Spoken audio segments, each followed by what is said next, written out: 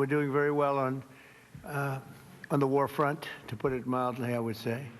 Somebody said, on a scale of 10, where would you rate it? I said about a 15. Right now at 5:30, that's President Donald Trump weighing in just yesterday on how the U.S. war with Iran is going so far. The president yesterday saying Iran would have a nuclear weapon within 2 weeks if the U.S. didn't strike first. So tonight, we are taking a few minutes talking with Louisville's own retired Brigadier General Rob Givens for expert analysis. Rob, for a point of history, was flying one of the first two A-10s that bombed Iraq during Operation Desert Storm, part of your long-time Air Force service. Let's talk about the targets in this particular war. You call them regime targets. Why? They're very specific. What are they? So, we're hitting a lot of targets in Iran, and there are multiple lines of effort that we're doing. One of them is against regime control targets. And a regime control target, think of it as a police station, a barracks of the government troops that are a little bit different than the regular military, that keep the population in line and oppress their people. So we're trying to take away their capability to control their country by hitting those targets. Rob, I'm just curious, with all your experience, what do you think of this long-range target missile, precision target missile that they're using for the first time in combat that took out the Iraq warship? So Iran warship, yeah, excuse me. yeah, it's easy, right? The missiles are a great ability to be able to project precise power at a key location. They're very hard to knock down, so it gives us an additional deep strike capability that doesn't put a manned aircraft over top of a target. Is this all about the oil? I mean, what's the purpose of this that you've been able to analyze? No, I would say, anytime there's a war in the Middle East, and we've been through our share, obviously, we always bring up it's about oil. It's not. This is about the security dilemma that the United States continues to face about bad actors and the proliferation of weapons of mass destruction, which we've seen with Iraq. I'm not read into where they were and the validity of some of these comments, but that's what's driving the conflict.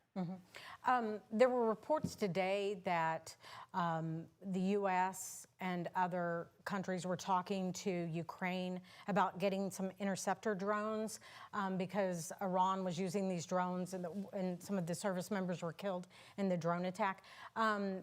What are your thoughts about that, and why do we not have them already?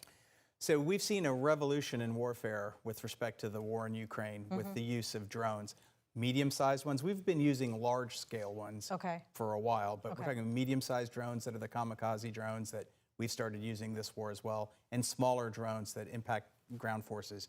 So we are still trying to figure out the best way to defend against those types of things. The Ukrainians have been in active combat for 4 years on that, so hopefully lessons learned from them.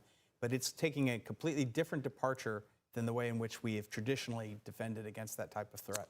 Rob, are we winning this war militarily as we have been told that we are to this point? So I am a professional military officer, so we don't speak in terms of winning and losing.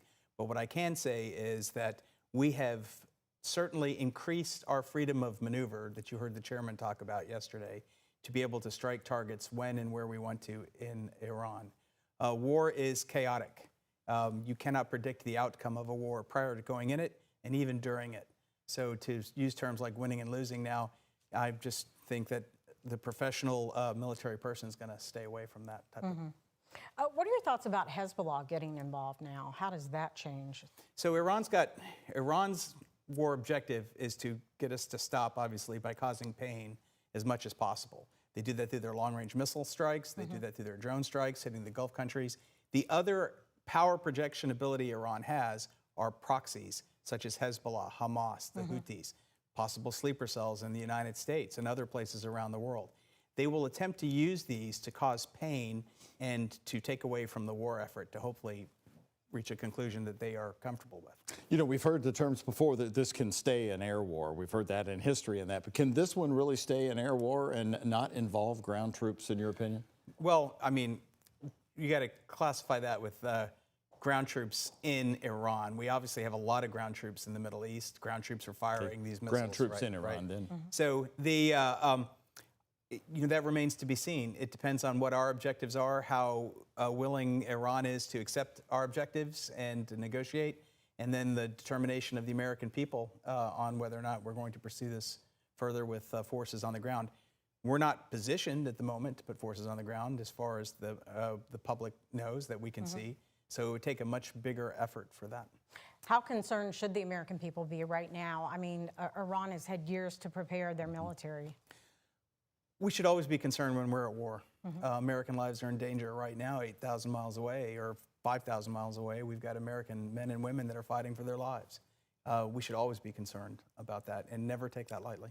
Iran attacking the other countries to try to pull them into this against us. Why isn't that working for them? Well, there's not a lot of love lost between the Arab countries on their side of the Gulf and the Iranians. You know, it's been a lot of power play between both the Arabs and the Persians for a long time.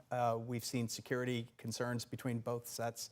So there's a lot of reluctance to join the war because they don't want to get the damage, but at the same point in time, there's a lot of interest in helping defend collectively, and then that possibly expands to them going offensive. All right.